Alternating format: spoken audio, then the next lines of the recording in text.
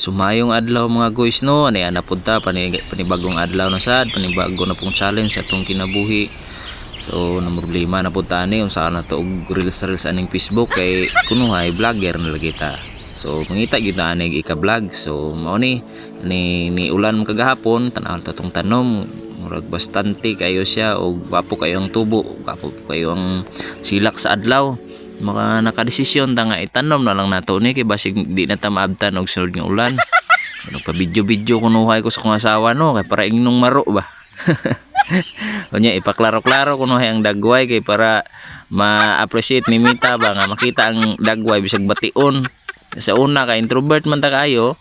So gipilit na lang yun nato ani kay wala man tay trabaho, mag-vlog na lang yun ta. Naawa ko is no. Gwapo kayong tubo sa tong sili. Mas kaloyan sa Ginoo, salamat sa tanan untag mao na ni makadala og blessing sa tuwa. Ni ana nagpadugkal-dugkal ang kunuhay kog bara bisag dili pag yun na nakakuan pag yun dili pag ko fully recover ana kay pan man kayo tugnaw man kayong panahon ana mga guys. So mao na ni no na kung nagpabuho-buho na kong tulo ko videohi pug ko maayaw pug kong pasagdi ani akong gibuhat ba supportive man kay ni akong asawa gibidyohan ko niya. So mo na ni dugkal-dugkal ko ani palingi-lingi pod kay para ma-appreciate ni Mita ba ingon ko siya dugkalon na ko ni ma i-focus mo sa lalom bantay pug dili may go atong cellphone ha. Hastang luuyan na to ani nagimog content niya gamay na lang gyud ang maigo ng tiila na nahimo na rawan ng kamahong.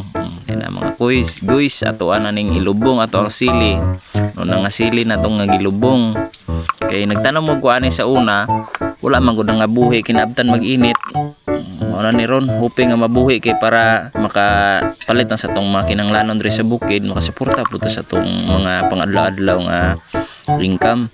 So mo na ni mga guys kinahanglan lang yung effort ug nakadre sa uma ba nanglan na magkugi daghan man wala ko agwantaan ni kay kapoy man kay itong siglakat-lakat nga imong alsahon imuhang kuha unya imuhang alsahon so mo na nigialsan lang ako ni akong kuan dala pug kunuhay ko diri kape unya nagpa-video murag si maro.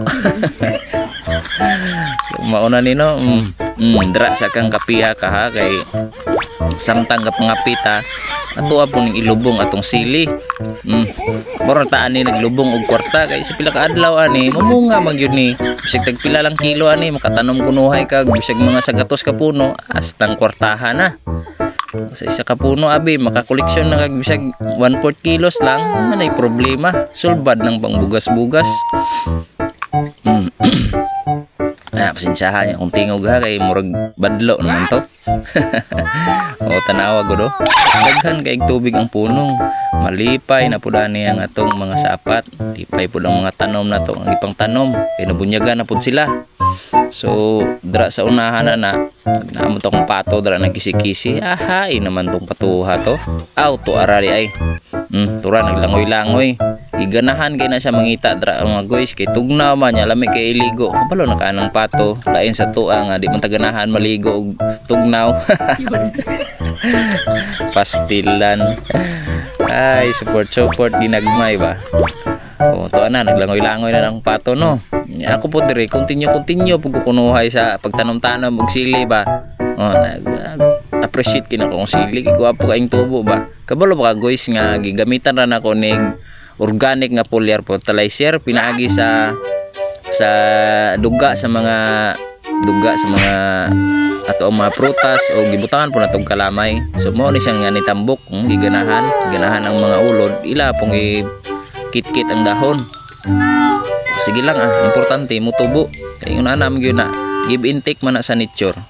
So na mga guys ato ana po ning ilubong ni atong kuan. So hoping unta nga makaharvest ani gwapong harvest no gwapo pud unta nga presyo kay para makapalit pud tas tong mga kinanglanon diri para dili na to imano-mano atong mga kinanglanon diri sa uma. So mao to mga guys no hinaot nga gabayan ta sa atong puong kagagahom sa tanan.